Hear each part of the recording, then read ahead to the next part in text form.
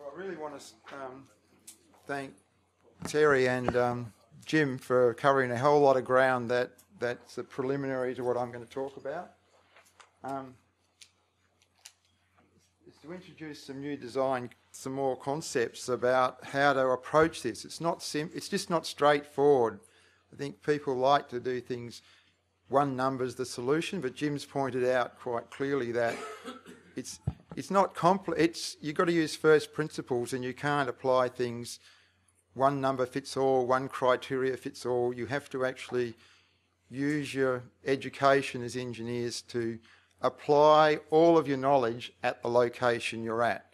It's not we just have to use 0.9 coefficient of runoff, or we just use a one number and have a simple design.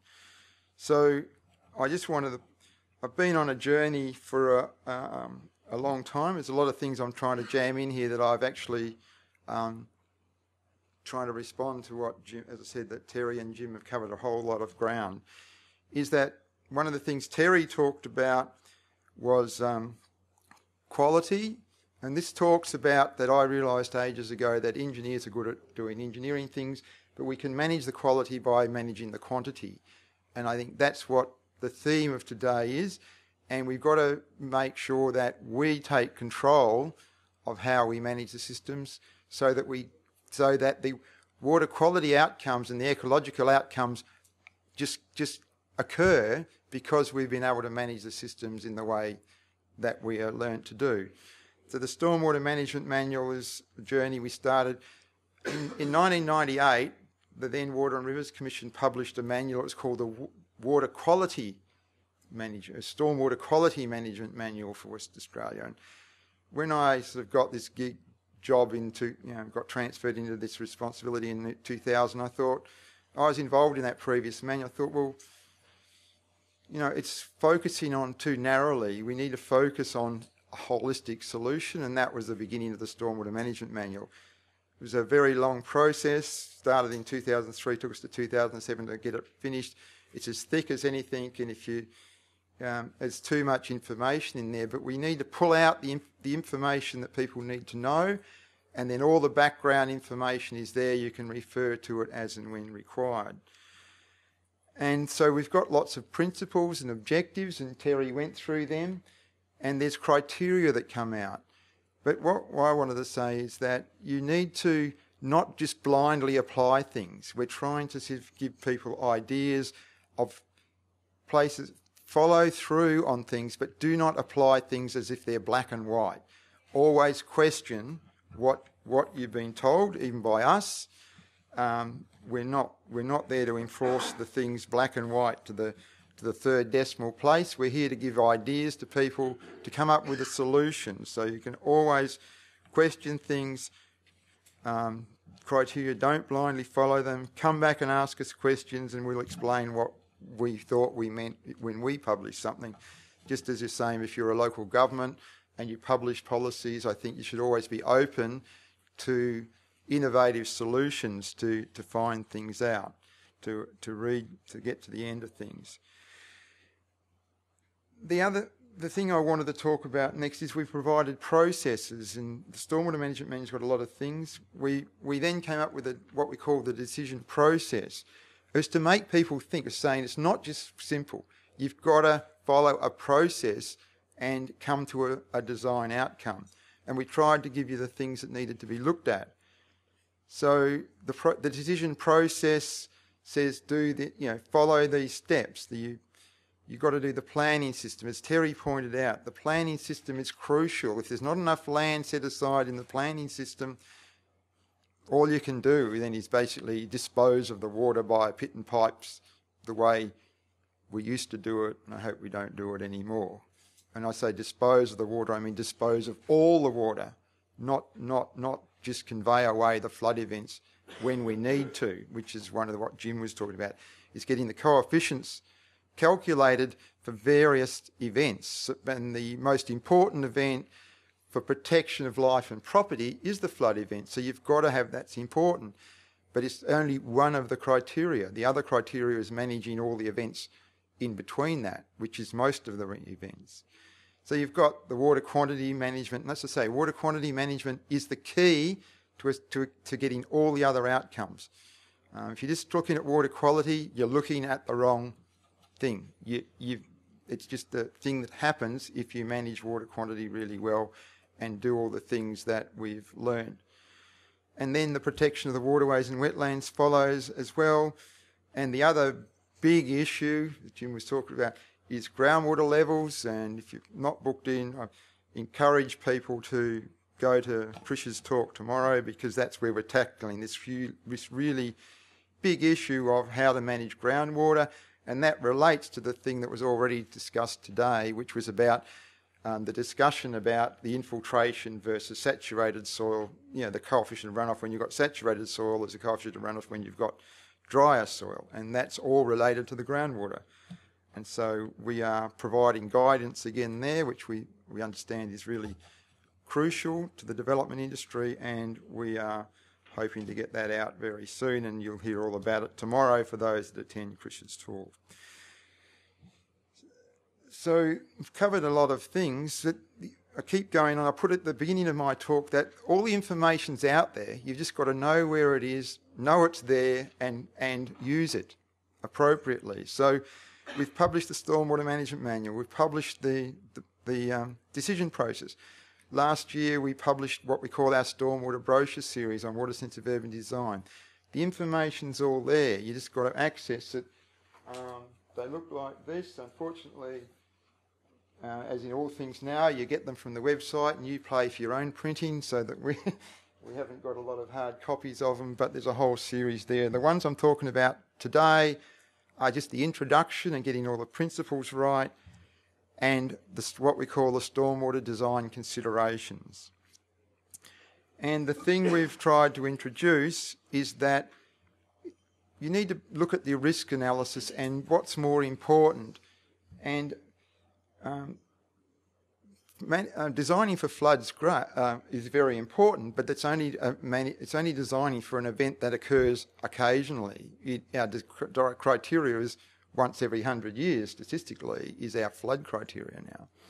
And for other events, it's less frequently. So I'll just go back. So we've introduced the notion of designing for the less than 1 year events, for designing for the minor, sticking with AR&R, designing for the minor events in AR&R, and designing for major events in Australian rainfall and runoff. So we're introducing this concept of actually consciously designing for the frequent events, the minor, we've tried to call that the small events on our own. I think eastern states have picked that up. I think the thing that I'd like to say about is that we've introduced a lot of things, but because of the imperatives over east, they pick up our ideas and run with them because they got more resources than us, and then they publish them and come back and say, look what we've invented over east. Like we invented water-sensitive urban design, they ran with it. And a lot of the concepts of managing quantity, when I started to talk about it a few years ago, John Argue was delighted because he was, someone else is talking the same language as me, because everything was just about water quality, and BMPs, and not looking at it holistically. So what I'm talking about today is a design process that challenges the current design processes, where people have a lot of design effort goes into the 5-year event, the minor event. 90% of the design process, design efforts. And you can challenge me, yell out that I'm say no, that's bullshit, Bill. But that's where 99% of the design effort goes. More recently, it's also gone into the 100-year event. But from the quantity perspective, apart from trying to comply with the silly criteria that DOW has published or something, there hasn't been a huge design effort into the frequent events. And I'm saying that's where the design effort should actually go.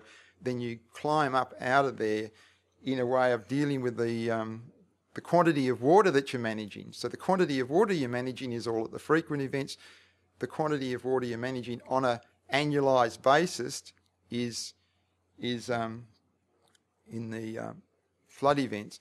But on an event basis as well, you can get a lot of water in an event. So you've just got to keep remembering that all this stuff is actually counterintuitive, that you need to do things that are not what you'd do. You're saying, well, let's store water to prevent flooding, and that's what it is. It's a sort of some counterintuitive thinking to store water at the beginning of an event rather than store it late. Rather than dispose of it, and that's gone now. It's not going to cause me a problem anymore. Well, the water can cause you a problem because, as Jim said, in big events there's just a huge volume of water, and you've just got to manage it, and it's there. That's just it. And so going back to more the technicalities of what we're trying to achieve is that we've got this,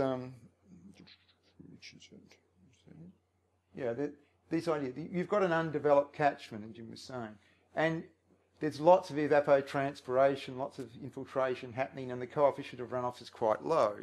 Could be. That's why our dams aren't flowing. It could be 0.1, could be quite low, very low, almost nothing. And on the sands, it's nothing. In the coastal plain, it used to be nothing. People come along and do traditional drainage, and they put all the impervious surfaces, connect them all together, put them in huge big pipes, and gone. And that's every drop of water gone. We know now, because of floods and because of droughts and new thinking, we actually want to use that water as a resource that we used to throw away, and we're not going to do that anymore. So, and that's a more recent imperative, is to use the water, whereas we were working along water-sensitive urban design, which was, we were causing problems for wetlands and rivers, because we were eroding things, because we were increasing the runoffs by 2 or 3 huge orders of magnitude. But we were just creating runoff when potentially you could absorb, even the system could have absorbed the water. So water-sensitive urban design is about not disposing of the water, it's about facilitating, particularly for the frequent events, these two being the same, so that in a frequent event, and we'll define that, which is the 1-year event, a type of 1-year event, we keep the water on site to replicate that. We don't need all this big infrastructure to dispose of the water. We reduce the coefficients of runoff in the bigger events, and that's a discussion that can be had about how much you change it, if any, in the big events. But you certainly change it significantly from orders of magnitude different here to pretty much the same, which, as I said, our criteria is try and keep it the same. It's not to the 3rd decimal place, it's just that's an objective. So, and these are the principles that are in the manual, and you've heard that. You've got to articulate things, and so they're the objectives. Maintain the site water balance. That's different to maintain the coefficient of runoff, is to keep the coefficient of runoff or the peak flows the same. It's similar, but it's saying the site water balance is what's important. The coefficient of the runoff rate is important as well, but this is more important. Pollution, there's been discussions about all the systems block. Well, I'd say to that, that's a rubbish problem in my view. That's a human problem. All the systems, if people throw rubbish on the ground, or if in a big event debris moved around the catchment, no matter what system, that's the same problem for a pipe drainage system as an open drainage system, and you've got to design those things thin to deal with it. That's part of the design solution. And we've got all these things about preserving existing and natural systems, and the economic viability is hugely important, as we know. I don't think anyone wants to over-capitalise the system and then end up with maintenance issues. So the economics always come into it. So the technical story is the most, consciously designed to manage the small events. Because it's 95 plus amount of the volume of the water you're managing. And in the smaller events, the small storms, and when I say small, they can be intense storms. A small storm can be an intense storm because what you're dealing with is the volume of the storm. You're always dealing with the total volume of water you've got to manage, no matter what the AR&R, the concentration, it's the depth of rainfall of the storm, you've got to manage that. And of course, if it rains heavily, the more intense storms just means the water's got to wait a bit longer to be infiltrated or lost. But if you haven't got a huge volume, it's not you can store that water and that water can wait. Just like the commuters did yesterday. They wait, but they get there, And we do capture first, and that's infiltration. Now we want to use that water as fit for purpose water. Then you can treat it.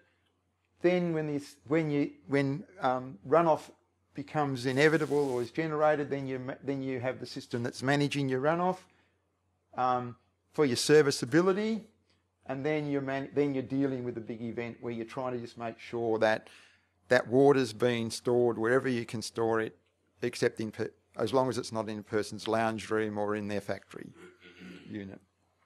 But it can be on the road. We're only trying to keep the water off the road for road safety here. We're not trying to keep water off the road here because the roads are flooded here. They're only but they have to be, the standards have to be met. Unfortunately, I pulled out of this presentation because I think people get bored of me going on and on about one of my slides that illustrates all the points Jim's saying with the curves on the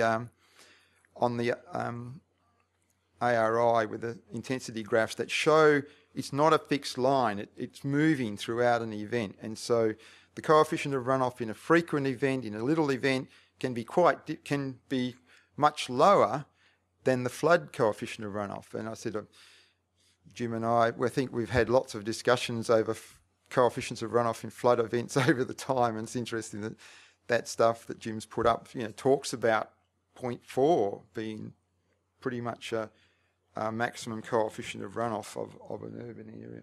So this slide, it's fairly old, and I've got to update it, but the point of this is to say that, look, this is real data from Perth Airport from 1944 to 2008.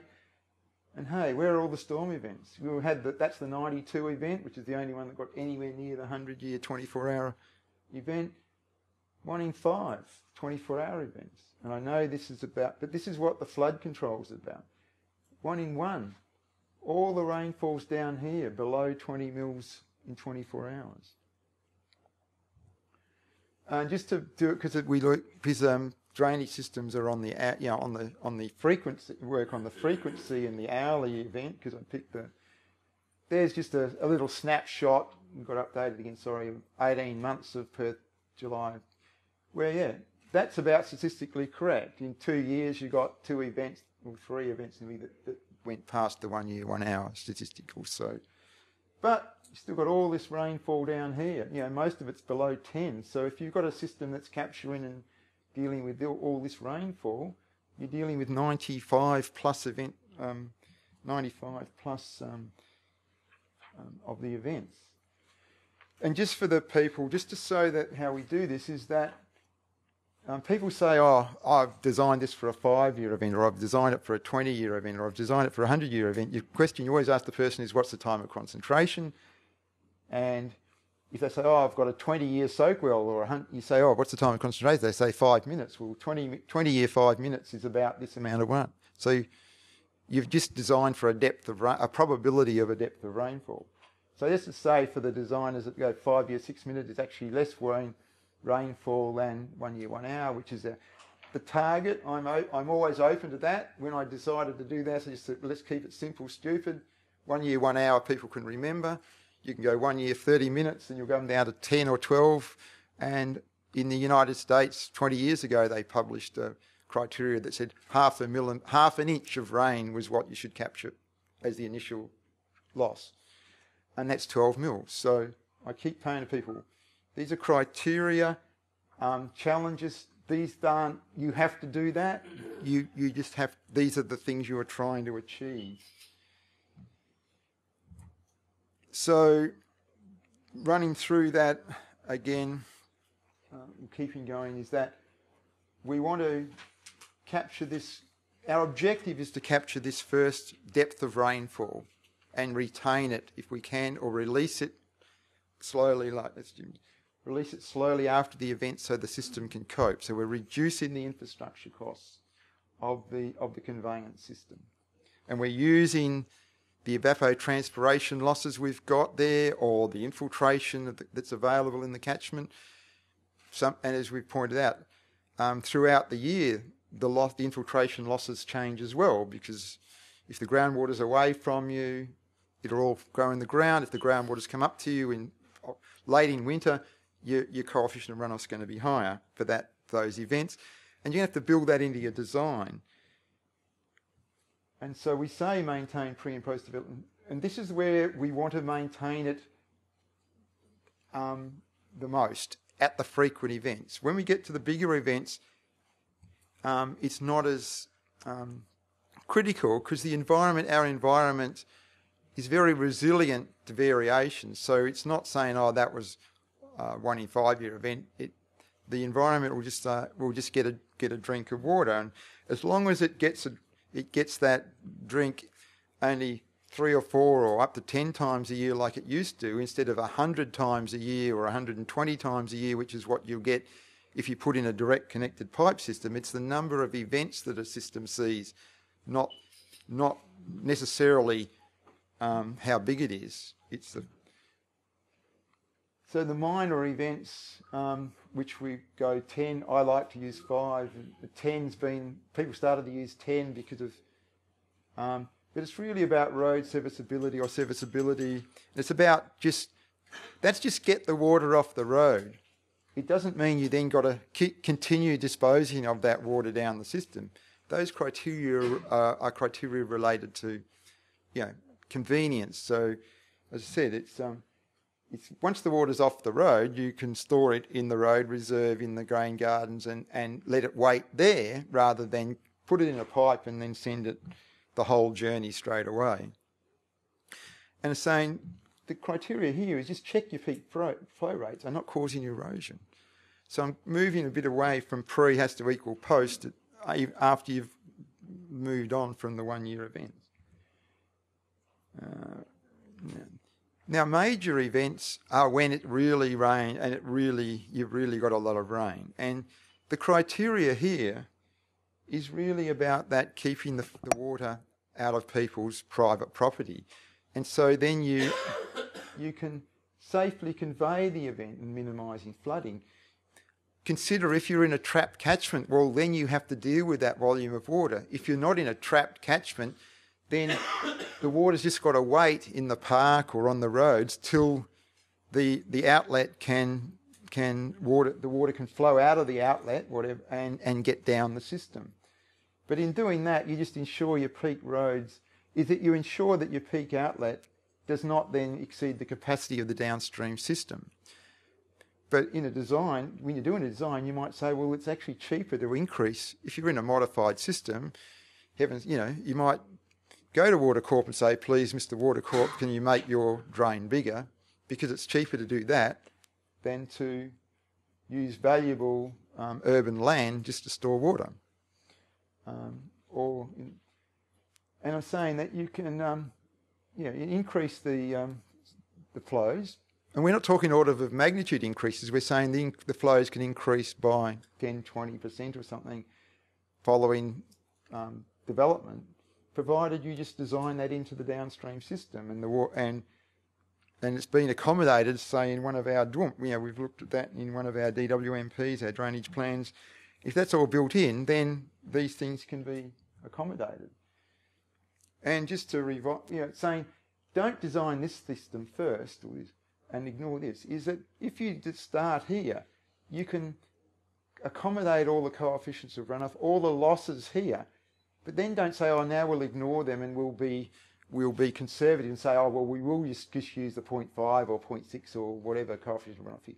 Because if you've lost or stored or lost the water here, it's here. You can then have a lower coefficient of runoff and achieve to design this system, and then accept that in these more infrequent, greater than 5 and 10 events, that the verges might get a bit of water in them. You know, the park might design the storage systems, the detention systems in the parks are really related to this criteria here. And that's where you want to keep the part of the park that's receiving the water most of the time. Then it's just a matter of knowing how much of your park is going to be inundated when you get these less frequent events, and designing your park so the water can get back into the lower systems. So it's only a few hours that the water's wait out of the drainage areas of the parks. And so going through, it's hammering the message home. You start here, and it's source control.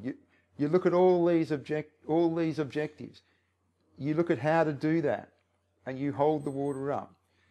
But you've got all these other issues that you have to deal with, where you have to let water go earlier because the groundwater's with you. But it happens across the year as well. Then, having done all that, and then having what amount of water's running off, then you look at how am I going to manage that water that runs off in up to the 5 or 10 year events, and how am I going to do that? Then you say, well, now if the storm actually gets bigger again, where am I going to manage that water? And it's remembering this is only going to happen less than once a year, I hope, and this stuff's happening, only a dozen times a year. But the rest of the events of the year, the water's all happily being managed over here. So that's where the design effort goes, because that's where all the water is being managed over here. You're not managing the total volume of water over here. You're managing it, very infrequently. Revision again. Manage the runoff from up at source. That's runoff off the imperviousness you've introduced. And the first objective is to manage this depth of rainfall, which we've currently nominated as 1 year, 1 hour. But as I said, in some areas, you can see that by capturing the first 10 millimetres of rain, you've captured nearly 90%. You go to 16, you've captured 95% of the rain. So it's return on investment. 5 year, 10 year, the minor stuff is about retention and detention, ensuring water's off the roads, and functionality and getting the water to move down the system in an orderly manner. And from 5 up to 100, you want a system that, again, will move the water through the landscape without causing erosion and problems and eroding the drainage system of the catchment, basically. So it's all in balance, and you've looked at that. And, I've got that. And the pollution issue is a human thing. It's not just, set and forget. It is about preventing pollution, so that you don't have to have systems clogged up, and therefore the maintenance. So the maintenance of the system is important, but there are ways of doing that. So it's design and manage the volume of water for the small rainfall events, and all the treatment systems and the improvement in water quality can happen in that space, in that management of that water. Design for the conveyance of the groundwater. The next system, and I haven't covered that today, is the next design thing is design the system when you're intercepting groundwater to convey the groundwater away when you've got a groundwater drainage system. So the base flow channels are about your up to 1 year event and also your groundwater flow. So you've got a small channel for a small flow, not a big channel that you only actually need once every 5 or 100 years. And that's why you get yucky messes in trapezoidal channels and stuff like that. Then you design for the minor event, then you might have a next stage of your channel, and then you design for your major event, which I hope is, according to the AR&R, is always overland flow. We're not designing a 2 metre diameter pipe to carry a 100-metre event, 100-year recurrence interval event. That's it. Thank you.